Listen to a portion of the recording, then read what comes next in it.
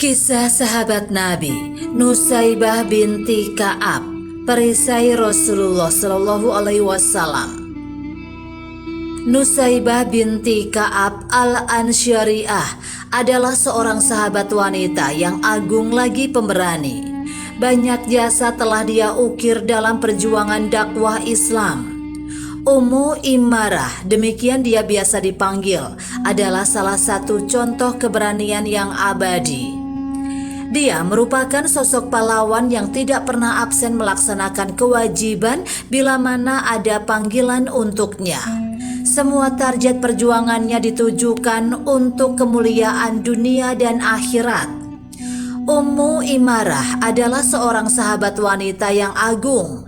Dia termasuk satu dari dua wanita yang bergabung dengan 70 orang laki-laki Ansor yang hendak berbaiat kepada Rasulullah Shallallahu Alaihi Wasallam dalam baiat Aqabah kedua. Pada waktu itu dia berbaiat bersama suaminya Zaid bin Asim dan dua orang putranya.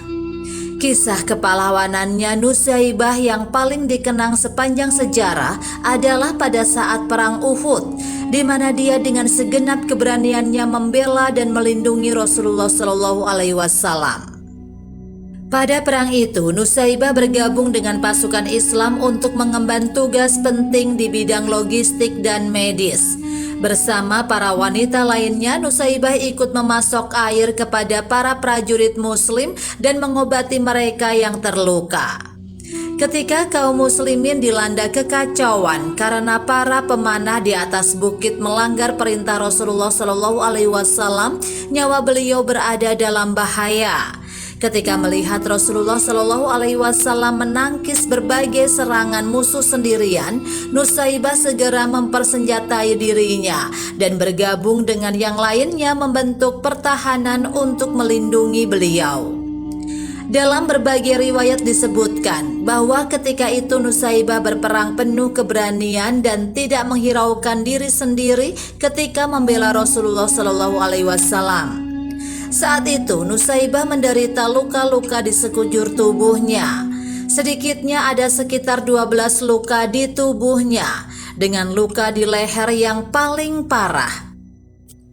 Namun hebatnya Nusaibah tidak pernah mengeluh, mengadu atau bersedih.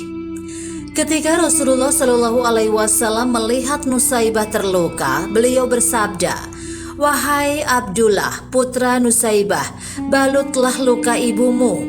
Ya Allah, jadikanlah Nusaibah dan anaknya sebagai sahabatku di dalam surga."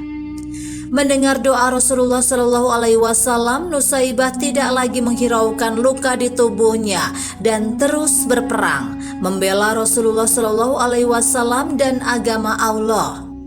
"Aku telah meninggalkan urusan duniawi," ujarnya.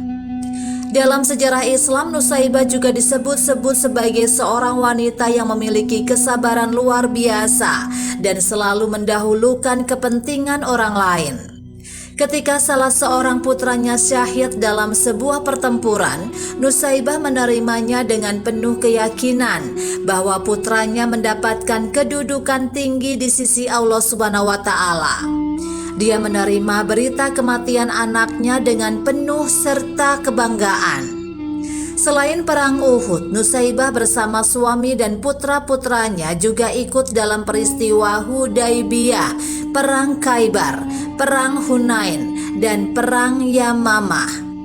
Dalam berbagai pertempuran itu, Nusaibah tidak hanya membantu mengurus logistik dan merawat orang-orang yang terluka, tapi juga memanggul senjata menyambut serangan musuh. Setelah Rasulullah Shallallahu Alaihi Wasallam wafat, sebagian kaum muslimin kembali murtad dan enggan berzakat.